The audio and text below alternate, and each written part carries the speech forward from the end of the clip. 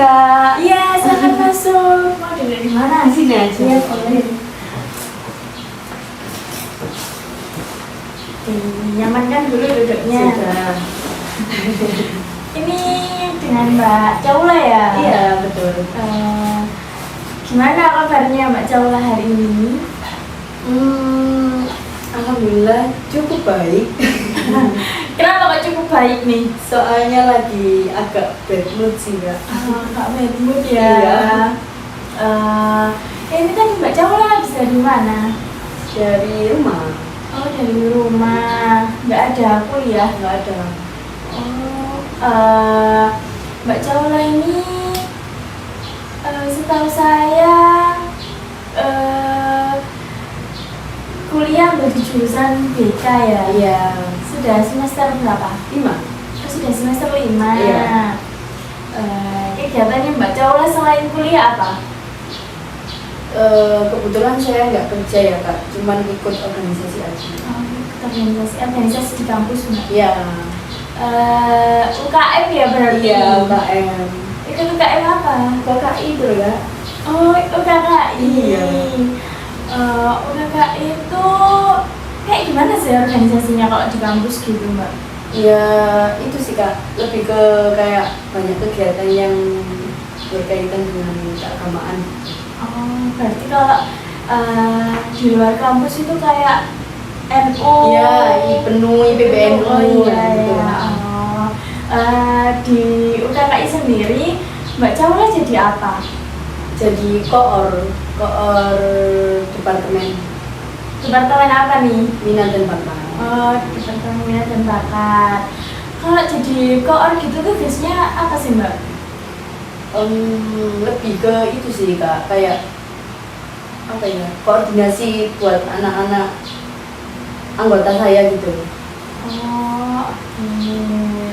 Berarti kalau koornya minat bakat itu mengasah minat bakatnya anak-anak Iya. gitu ya? Oh, oke. Untuk kedatangannya Mbak Caula ke sini, pasti apakah ada yang mau disampaikan atau diceritakan atau hanya ingin membahas UKM aja? Enggak sih, Kak, saya mau cerita sih. Boleh. Kalau begitu, sebelum Mbak Caula menceritakan atau menyampaikan apa yang ingin disampaikan sama Mbak Caula, di sini saya hanya sebagai fasilitatornya Mbak Caula. Nanti masalah itu selesai atau enggaknya itu tergantung sama Mbak Caula. Apa bisa dipahami? Iya, Kak, bisa, Kak. Oke, di sini saya ada waktu 15 sampai 30 menit. Apakah Mbak Caula mau melanjutkan atau mau dijadwalkan ulang? Cukup, Kak, sebetulnya. Cukup ya. Sebelumnya saya berterima kasih karena Mbak Caula sudah menyempatkan waktunya ya untuk Iya. datang ke sini di sela-sela kesibukan dan kegiatan Mbak Caula. Boleh nih langsung diceritakan Mbak. Ya, saya itu Kak, saya tuh ngerasa kayak marah, benci sama teman saya. Sampai cut off dia. Benci ya sama temen, gara-gara apa? Jadi saya sama dia itu sudah temenan dari kecil, Kak, dari perocot. Jadi kayak TK satu kelas sama dia, MI juga satu sekolah sama dia, SMP SMA satu pondok sama dia. Terus kita kan sudah ya kelihatan lah, Kak, dari lamanya kita berteman itu pasti sudah banyak yang kita lalui, sudah banyak yang kita kerjakan bareng gitu kan. Saya tuh percaya banget sama dia sampai semua yang seharusnya nggak dibicarakan, maksudnya kayak itu kalau bisa dibilang aib ya, Kak, ya. Aibnya dia saya tahu, aib saya dia juga tahu gitu. Jadi kan itu kita sama-sama kayak pegang senjata gitu. Iya. Nah terus waktu kemarin, bukan kemarin sih, tahun lalu kayaknya, Kak, tahun lalu Ya tahun kemarin itu dia kan punya pacar. Selama ini kalau misal punya pacar, dia itu selalu bilang sama saya keluar di mana, keluarnya kapan gitu, mesti kayak ngajak gitu loh Kak. Oh iya.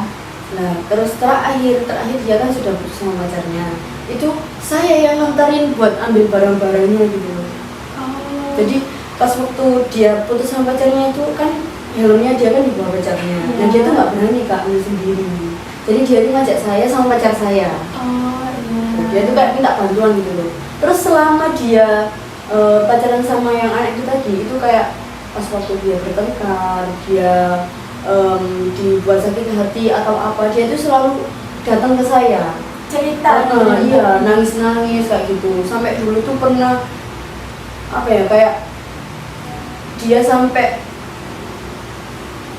mutus kerja, mutus jam kerja gara-gara dia bertengkar sama pacarnya. Sampai kayak gitu loh Kak. Kan aku sudah bolak-balik ngasih tahu dia, janganlah kayak gitu, awakmu kuat dok gitu, gak pantas kayakmu, aku bilang kayak gitu. Tapi ya cuma didengar satu kali aja. Terus yang paling apa ya, menurutku dia itu kayak anjir, kok kayak gitu sih kamu tuh ya. Karena apa Kak, dia tuh pas waktu mutus jam kerja tadi Iya. kan dia bertengkar kan sama pacarnya. Nah terus pacarnya itu bilang gini, aku belum nyebrangi awakmu, awakmu belum marani aku. Dia loh mau Kak. Jadi temanmu cewek itu tadi mau nyamperin si cowok. Iya, demi dia dapat permintaan maaf itu tadi. Oke. Kan sampai kayak gitu. Iya. Maksud saya itu kayak kalau memang dia merugikan kamu, tinggalkan aja. Kalau dia nggak buat kamu bahagia, itu tinggalkan. Daripada nanti kamu terisa sendiri. Dari situ saya masih oke lah, dia sih masih bisa dibuat komunikasi. Terus pacar barunya, pas dia sudah putus, dia punya pacar baru. Awal-awal itu dia masih sempat cerita, aku loh ambil pacarku semuanya diceritain sama saya. Sampai akhirnya bolak-balik dia itu kayak gini. Dia janji, dia yang janji buat ngajak keluar saya sama teman-teman lah. Tapi ujung-ujungnya dia yang nggak bisa. Nah selama ini tuh kayak nggak kelihatan gitu lah, kenapa aku nggak bisanya. Dia tuh mesti alasannya ada inilah, disuruh ibunya inilah, bantu inilah, bantu itu. Oke lah, kita kan percaya aja ya, soalnya kan memang dia anak tunggal. Oh, Jadi sangat dibutuhkan lah sama kayak ibunya. Terus terakhir kali dia kayak gitu, saya tuh percaya. Kan waktu itu Ramadan dia itu ngajak ngabuburit gitu loh Kak. Nggak ngabuburit sih, waktu itu dia ngajak habis terawih ngajak beli seblak gitu loh. Dia itu pengennya. Lah terus kan waktu itu ada adik saudara saya, terus saudara saya, dia itu juga termasuk saudara saya sih, karena mbahnya itu kakaknya mbah saya. Jadi masih satu buyut lah istilahnya. Itu masih tetangga? Iya, masih tetangga. Iya. Nah terus kan ada anak 4 termasuk dia sama aku juga.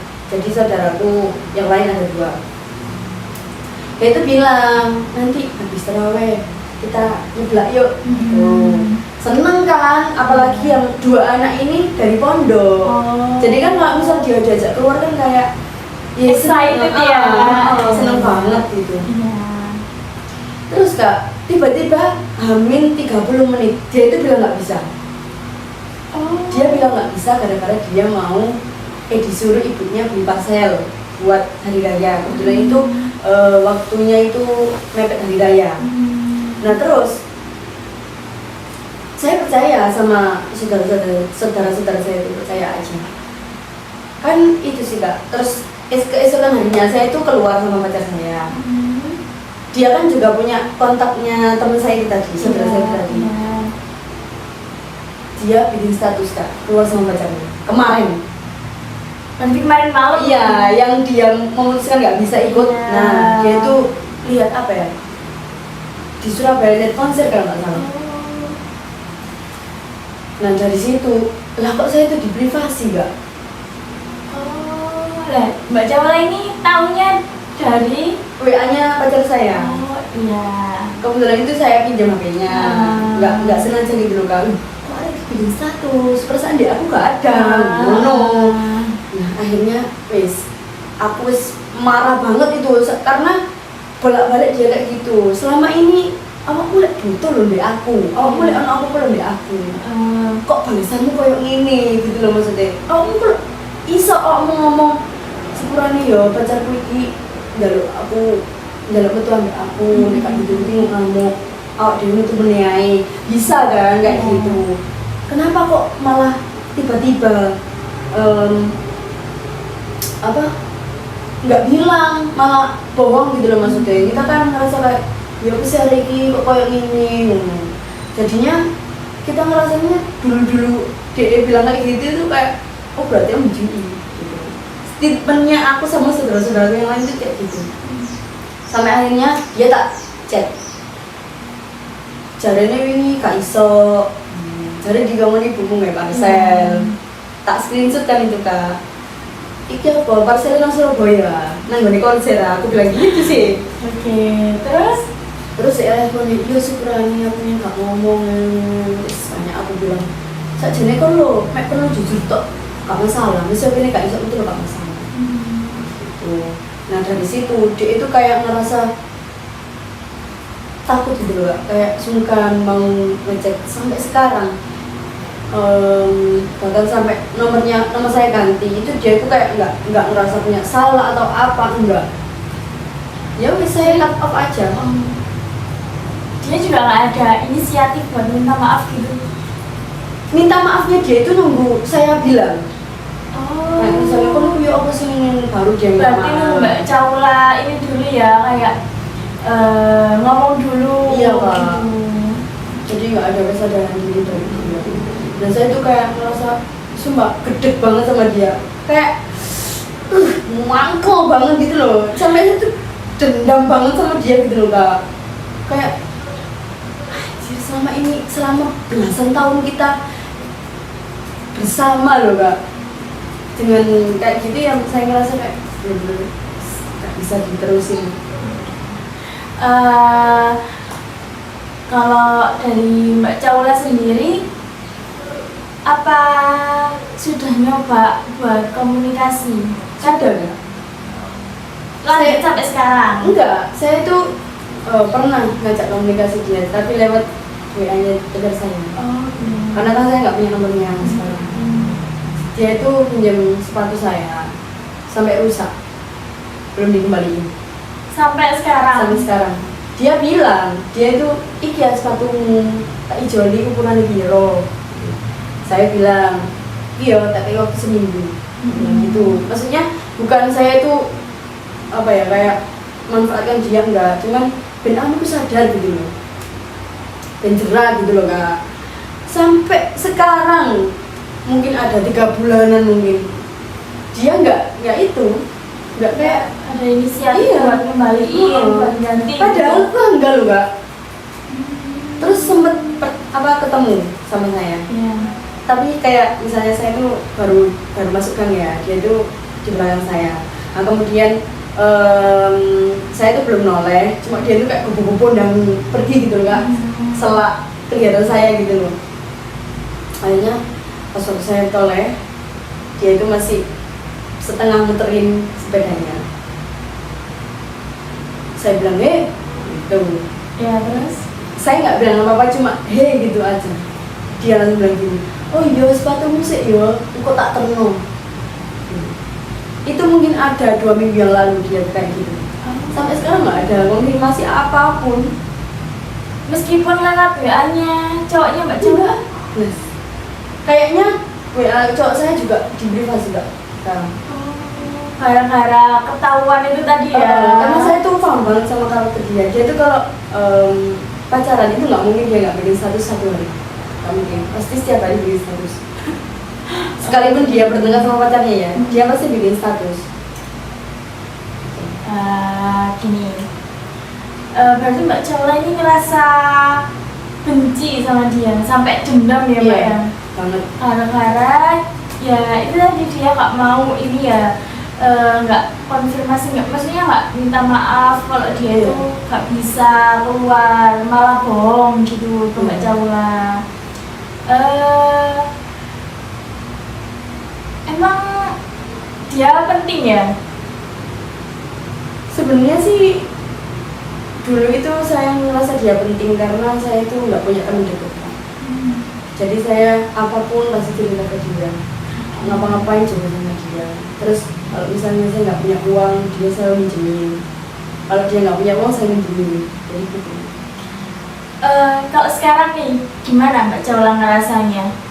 Ya kalau sekarang saya ngerasa kayak dia orang lain aja, nggak penting gitu. Berarti udah nggak sepenting dulu ya, Iya. gara-gara masalah itu tadi Iya. ya.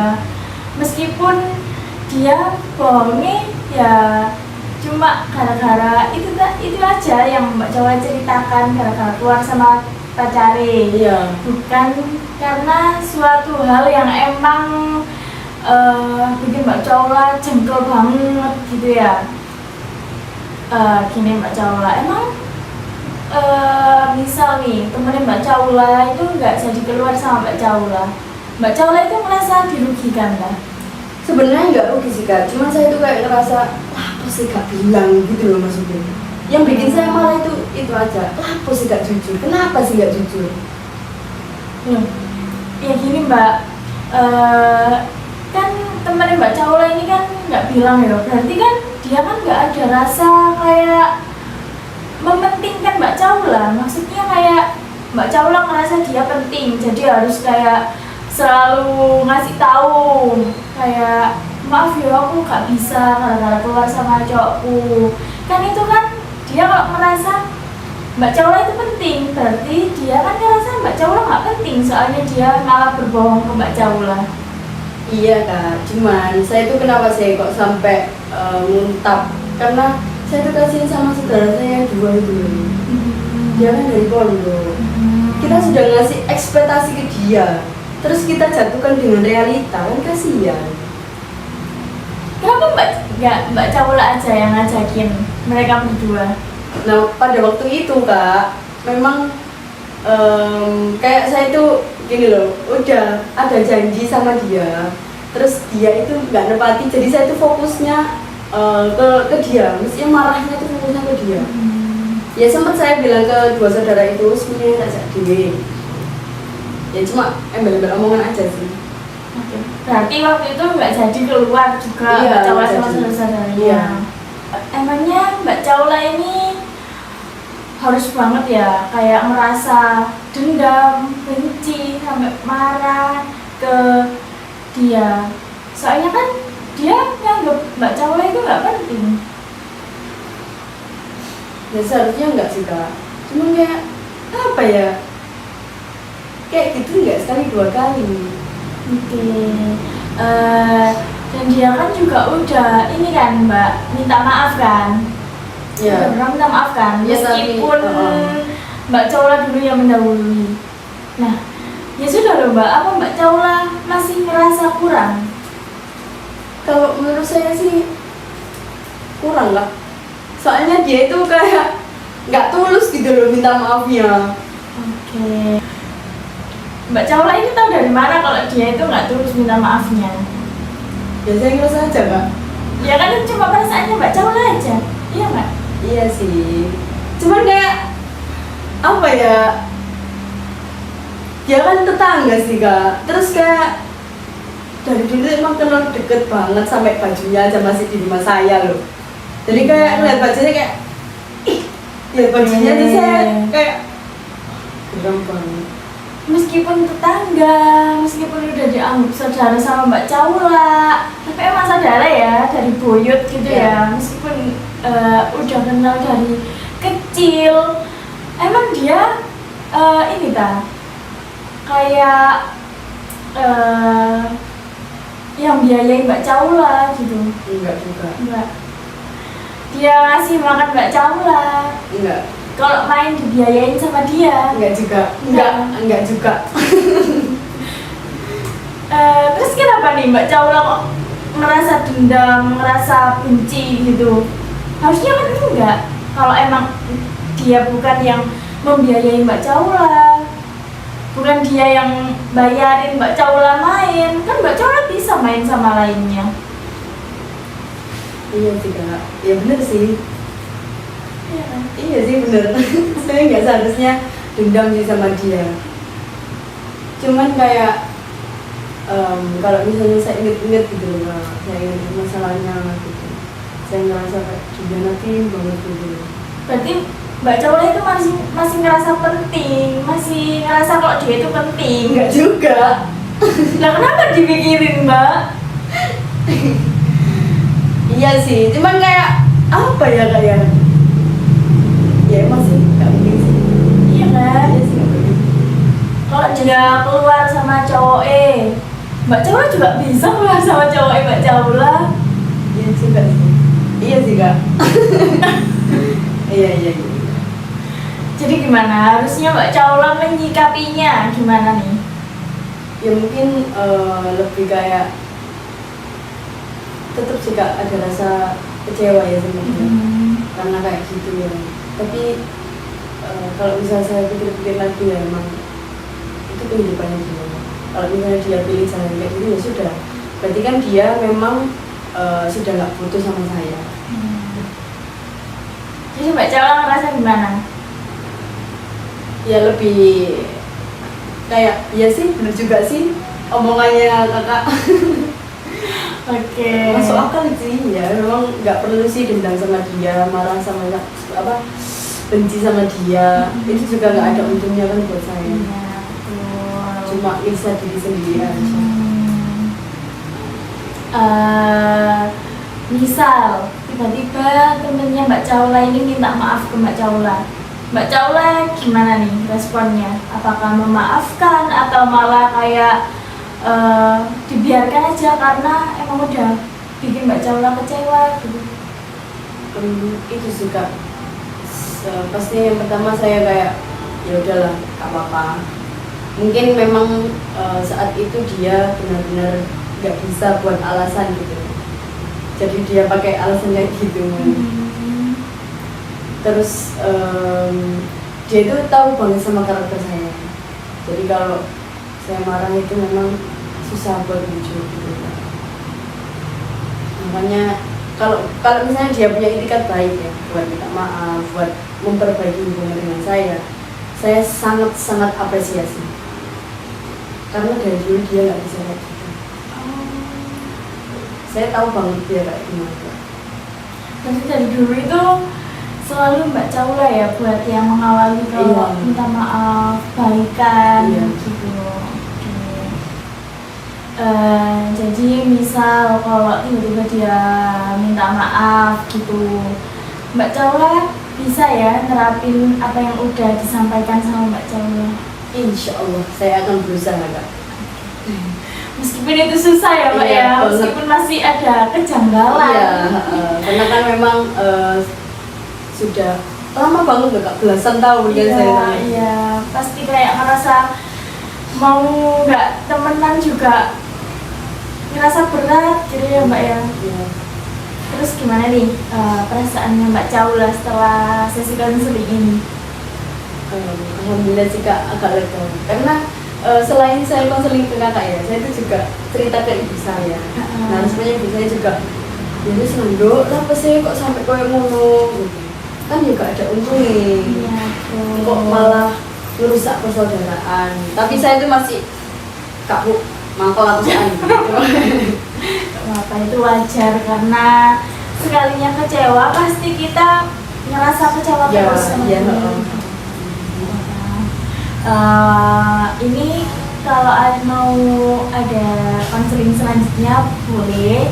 Kalau Mbak Caula udah ngerasa baikan sama dia, ngerasa hubungan pertemanannya udah baik-baik aja, nggak apa-apa. Sesi konseling ini hanya hari ini. Tapi kalau masalahnya malah larut, malah belum selesai, malah makin bertambah, boleh dijadwalkan ulang buat sesi konseling berikutnya. Gitu ya Mbak? Iya.